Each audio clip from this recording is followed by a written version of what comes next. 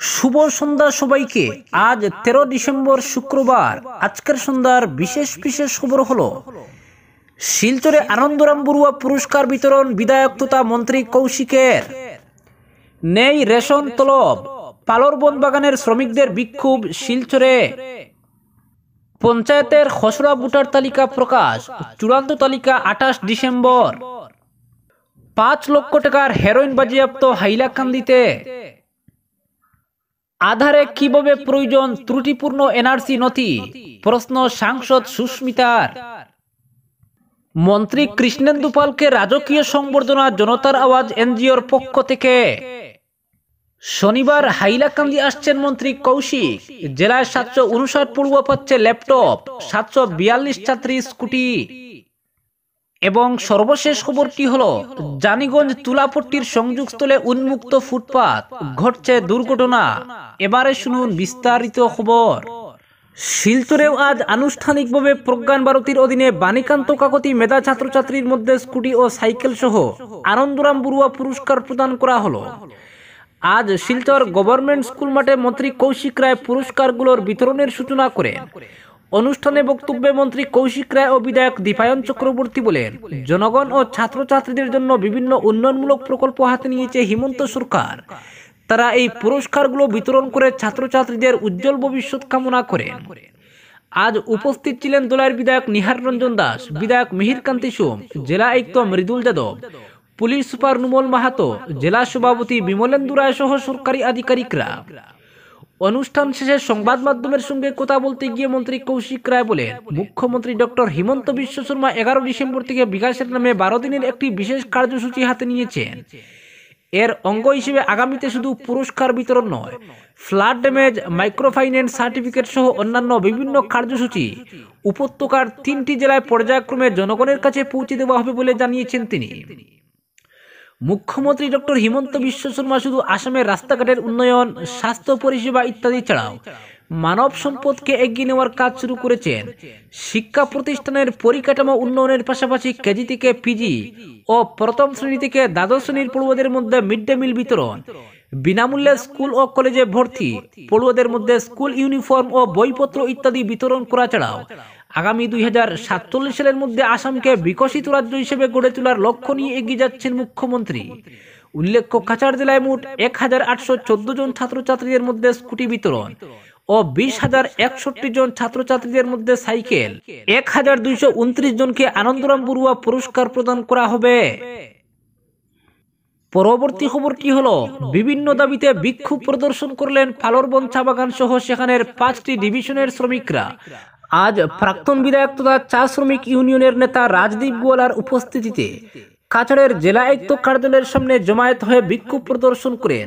এরপর জেলা আয়ুক্ত মৃদুল যাদবের হাতে একটি স্মারকপত্র তুলে দেওয়া হয়। বরাক চা শ্রমিক ইউনিয়ন ও বরাক চা যুব কল্যাণ সমিতির উদ্যোগে পালরবন চা বাগান সহ বাগানের অধীন নারায়ণপুর, আলিপুর, ডলুগ্রাম ও স্কটপুরের সকল শ্রমিকরা তাদের বিভিন্ন সমস্যা ও দাবি নিয়ে তীব্র প্রতিবাদ সাব্যস্ত করেন। বিক্ষোভ চলাকালীন সংবাদ মাধ্যমের সঙ্গে কথা বলতে গিয়ে ইউনিয়নের সভাপতি রাজদীপ গোয়ালা বলে, বাগান কর্তৃপক্ষ দীর্ঘদিন যাবৎ শ্রমিকদের রেশন ও তলব থেকে বঞ্চিত রেখেছে। পিএফ এর কোটি কোটি টাকাও শ্রমিকদের দেয়নি বাগান কর্তৃপক্ষ। ফলে শ্রমিকরা তাদের ন্যায্য আদায়ের দাবিতে জেলা আয়ুক্তের কাছে একটি স্মারকপত্র প্রদান করে বাগান ম্যানেজমেন্ট সহ মালিকের বিরুদ্ধে কড়া ব্যবস্থা গ্রহণের দাবি জানিয়েছেন। এদিকে সরকার ভারতমালা প্রকল্পের অধীন কিছু ক্ষতিপূরণ বাগান কর্তৃপক্ষের হাতে তুলে দেওয়ার পরিকল্পনা হাতে নিয়েছে। শ্রমিকদের দাবি, তাদের বকেয়া মিটিয়ে না দেওয়া পর্যন্ত সরকার যেন বাগান কর্তৃপক্ষকে ভারতমালা প্রকল্পের ক্ষতিপূরণ প্রদান থেকে বিরত থাকেন। আজ রাজদীপ গোয়ালা ছাড়াও খুরদ কর্মকার, বাবুল নারায়ণ খানু, দুর্গেশ কর্মী, গঙ্গাসাগর কর্মকার সহ অনেকে উপস্থিত ছিলেন। অপরদিকে আধারে কিভাবে প্রয়োজন ত্রুটিপূর্ণ এনআরসি নথি, প্রশ্ন সুস্মিতার। যে এনআরসির এখনো সরকারি অনুমোদন পায়নি, যে এনআরসি কে খুদ মুখ্যমন্ত্রী হিমন্ত বিশ্ব শর্মাই মান্যতা দেননি, এখন নতুন আধার তৈরির ক্ষেত্রে সেই এনআরসিকেই বৈধতা দিতে চাইছে রাজ্য সরকার। সংসদে দাঁড়িয়ে ঠিক এবার সাথেই আধার ইস্যুতে মুখ্যমন্ত্রী হিমন্ত বিশ্বকে বিঁধলেন তৃণমূলের রাজ্যসভা সাংসদ সুস্মিতা দেব, বিঁধেছেন কংগ্রেস নেতা তথা সাংসদ গৌরব গগৈও। বলেছেন, আসাম তো এখন হয়ে দাঁড়িয়েছে বানানা রিপাবলিক। যে গণরাজ্যে গণতন্ত্র নেই, আছে শুধু শাসনতন্ত্র। এনআরসি যারা আবেদন করেননি তারা নতুন আধার কার্ডের জন্য আবেদন করতে পারবেন না। বুধবার ক্যাবিনেট বৈঠকে এমন সিদ্ধান্ত নিয়েছে রাজ্য সরকার এবং এ বিষয়ে বেশ কিছু কড়াকড়িও থাকবে বলে জানিয়ে দিয়েছে হিমন্ত বিশ্বের সরকার। এরপরই এ নিয়ে সরব হন বিরোধীরা। সংসদে দাঁড়িয়ে সুস্মিতা দেব বলেন, কোটি কোটি টাকা খরচ করে এনআরসি হয়েছে আসামে। মানুষ পড়িমরি করে কাগজ জোগাড় করে এনআরসিতে আবেদন করেছিলেন। নিয়ম হলো রেজিস্ট্রার জেনারেল অফ ইন্ডিয়া সেটা গেজেট নোটিফিকেশন জারি করে তার বৈধতা দেবেন। কিন্তু এর আগেই তো সব শেষ হয়ে গেল। হাজিরার উপর মামলা হয়েছে। মুখ্যমন্ত্রী হিমন্ত বারবার চিৎকার করে বলেছেন এই এনআরসি হয়নি, এটা বৈধ নয়, অনেক গরমিল হয়েছে। ফলে যে এনআরসি কে খুদ বৈধতা দেয়নি রাজ্য সরকার, সেই সরকারই এখন বলছে আধারের আবেদনকারী হতে চাইলে এনআরসির আবেদনকারীও হতে হবে। ও কেমন কথা! কোন বিদেশি যদি এনআরসিতে আবেদন করেও তাকে জাল নথি টথি দিয়ে, তবে তো সে এবার আধারের আবেদনকারী হয়ে যেতে পারবে সহজেই। ফলে আসাম সরকারের এমন তুগলুকি কাণ্ড মোটেও গ্রহণযোগ্য নয়। প্রসঙ্গত, বুধবার মুখ্যমন্ত্রী হিমন্ত বিশ্বের পৌরোহিত্যে আয়োজিত হয় মন্ত্রিসভার বৈঠক। সেখানেই রাজ্য সরকারের পোর্টালের অধীনে নতুন এসওপি জারির প্রস্তাবে অনুমোদন জানানো হয়। নতুন এসওপি অনুযায়ী এনআরসির আবেদনকারীরাই নতুন আধারের জন্য আবেদন করতে পারবে। অর্থাৎ সংশ্লিষ্ট আবেদনকারী এর আগে এনআরসিতে আবেদন করেছিলেন কিনা তা যাচাই করবে রাজ্য সরকার। নতুন এসওপির বাস্তবায়নের দায়িত্বে থাকবে জেনারেল অ্যাডমিনিস্ট্রেশন বিভাগ। আধার আবেদনের নথিপত্র জমা হওয়ার পর তা যাচাই করে রাজ্য সরকার ৪৫ দিনের মধ্যে অনলাইনে সংশ্লিষ্ট ইউনিক আইডেন্টিফিকেশন অথরিটি অফ ইন্ডিয়ার কাছে সেই আবেদন পাঠাবে। এদিকে জেলা পর্যায়ে যাচাইয়ের কাজ তদারকি করবেন অ্যাডিশনাল জেলা শাসকরা। রাজস্ব খণ্ড পর্যায়ে সেই কাজ তদারকি করবেন সার্কেল অফিসাররা। ক্যাবিনেট বৈঠকে ঠিক হয়েছে এমনটাই। অপরদিকে মন্ত্রী কৃষ্ণেন্দু পালকে রাজকীয় সংবর্ধনা জনতার আওয়াজ এনজিওর পক্ষ থেকে। রাজ্যের পশুপালন, মিন ও পূর্তমন্ত্রী হিসেবে নিযুক্ত হওয়ার পর পাথারকান্দির বিধায়ক কৃষ্ণেন্দু পাল প্রথমবার গৃহ জেলায় আগমন করেন। এই উপলক্ষে দক্ষিণ করিমগঞ্জের নিলামবাজার লালপুল এলাকায় শাসক দলের কর্মী সমর্থকদের পাশাপাশি সংখ্যালঘু মুসলিম সম্প্রদায়ের মধ্যে উৎসাহ উদ্দীপনা দেখা যায়। স্থানীয় সংখ্যালঘু সংগঠন জনতার আওয়াজ এনজিও মন্ত্রী কৃষ্ণেন্দু পালের প্রতি জাকালো সংবর্ধনার আয়োজন করে। সংস্থার সভাপতি মানই মিয়া, জাইদুল আহমেদ, সৈয়দ সেলিম আহমেদ, সমীর উদ্দিন, সফির উদ্দিন, পাকি মিয়া তাপাদার, জিয়াবুদ্দিন, সুনাই আহমেদ সহ অন্যান্য কর্মকর্তারা মন্ত্রীকে উষ্ণ অভিনন্দন জানান। সংবর্ধনা অনুষ্ঠানে মানই মিয়া বলেন, পাথারকান্দির মতো সীমান্ত অঞ্চলের জন্য এমন একজন যোগ্য, মানবপ্রেমী এবং বিচক্ষণ নেতার মন্ত্রিত্ব পাওয়া গর্বের বিষয়। মুখ্যমন্ত্রী হিমন্ত বিশ্ব শর্মা একজন দক্ষ নেতাকে ক্যাবিনেট মন্ত্রী হিসেবে মনোনীত করেছেন। এর ফলে শ্রীভূমি তথা করিমগঞ্জ জেলায় উন্নয়নের নতুন দ্বার উন্মোচিত হবে। তিনি আরো জানান, বরাক উপত্যকার সার্বিক উন্নয়নের জন্য মুখ্যমন্ত্রী আলাদা বরাক উন্নয়ন বিভাগ চালু করেছেন। এই বিভাগের দায়িত্বে থাকা লক্ষ্মীপুরের বিধায়ক ও নবনিযুক্ত মন্ত্রী কৌশিক রায়ের প্রতি কৃতজ্ঞতা প্রকাশ করেন মানই মিয়া। পাশাপাশি মন্ত্রী কৃষ্ণেন্দু পালের দীর্ঘায়ু ও সফলতা কামনা করেন তিনি। পরবর্তী খবরটি হলো 2025 সালে অনুষ্ঠেয় পঞ্চায়েত নির্বাচন উপলক্ষে খসড়া ভোটার তালিকা প্রকাশ করেছে কাছাড় জেলা প্রশাসন। জেলা আয়ুক্তের কার্যালয়, জেলা পরিষদ কার্যালয়, ব্লক ডেভেলপমেন্ট কার্যালয় এবং গ্রাম পঞ্চায়েত কার্যালয়ে খসড়া ভোটার তালিকা দেখা যাবে। এ বিষয়ে কোনো দাবি আপত্তি দাখিল করা যাবে 14 থেকে 21 ডিসেম্বর।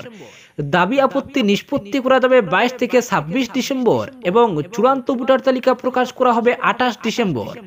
প্রসঙ্গত, আগে কাছাড় জেলায় ছিল 27 জেলা পরিষদ কেন্দ্র। ডিলিমিটেশনের পর হয়েছে 25টি কেন্দ্র, নতুন করে হয়েছে নামকরণ।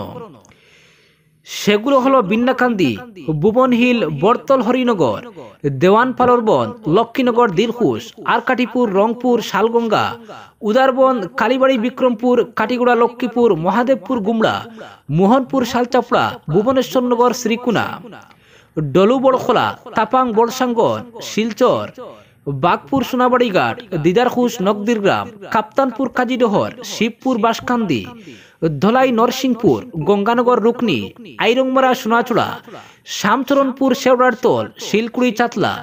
এই 25 জেলা পরিষদ কেন্দ্রে থাকছে 162টি গ্রাম পঞ্চায়েত। পরবর্তী খবরটি হলো, জানিগঞ্জ থুলাপট্টির সংযোগস্থলে উন্মুক্ত ফুটপাত, ঘটছে দুর্ঘটনা। শহর জুড়ে উন্নয়নের কাজ চললেও পৌরসভার অবহেলার শিকার শহরের প্রাণকেন্দ্র জানিগঞ্জ তুলাপট্টি এলাকা। বিগত দিনে ওই এলাকায় ড্রেন কাম ফুটপাতের কাজ হয়েছিল। দীর্ঘ বছর ধরে বিভাগীয় উদাসীনতায় শহরের ব্যবসার প্রাণকেন্দ্র ওই অঞ্চলের জল নিষ্কাশনের ড্রেন বর্তমানে অকেজো হয়ে পড়েছে। এর দায় পৌরসভার না পূর্ত বিভাগের, এ নিয়ে প্রশ্ন তুলছেন স্থানীয় আবাসিকরা। শহরের ব্যবসার প্রাণকেন্দ্র জানিগঞ্জ থেকে তুলাপট্টি রোডের সংযোগস্থলে ড্রেন কাম ফুটপাতের দুরবস্থা দীর্ঘদিনের, জল নিষ্কাশনের পথ নেই। তার উপর সংকীর্ণ রাস্তার বিশাল অংশ জুড়ে দীর্ঘদিন ধরে সংস্কারের অভাবে পড়ে থাকা গর্তে সাধারণ মানুষের চলাচল প্রতি পদক্ষেপে বাধাগ্রস্ত হচ্ছে, যার ফলে সেখানে ঘটছে ঘন ঘন দুর্ঘটনা। আর তখন দুঃখ প্রকাশ করা ছাড়া এর বিরুদ্ধে প্রতিবাদ বা প্রতিরোধ গড়ে না উঠায় নির্বিকার সংশ্লিষ্ট বিভাগ, এমনটাই আক্ষেপ ব্যক্ত করলেন স্থানীয় এক ব্যবসায়ী। তার মতে, রাজ্য সরকারের অর্থ মঞ্জুরে শহর জুড়ে সংস্কার কাজ চলছে জোর কদমে, কিন্তু দীর্ঘদিন ধরে এই এলাকার দুর্ভোগের কথা জনপ্রতিনিধি হোক বা পৌরসভা কারো পক্ষেই গুছানোর সামান্যতম তৎপরতা দেখানো হচ্ছে না। সামাজিক প্রচার মাধ্যম ফেসবুকে সম্প্রতি একটি মন্তব্যকে উদ্ধৃত করে তিনি বলেন, 3 প্রজন্মের সম্পত্তিতেও চলতে পারে বুলডোজার, যদি উন্নয়নের সঠিক ইচ্ছে থাকে। বর্তমান সরকারের এটাই হয়তো ইতিবাচক দিক।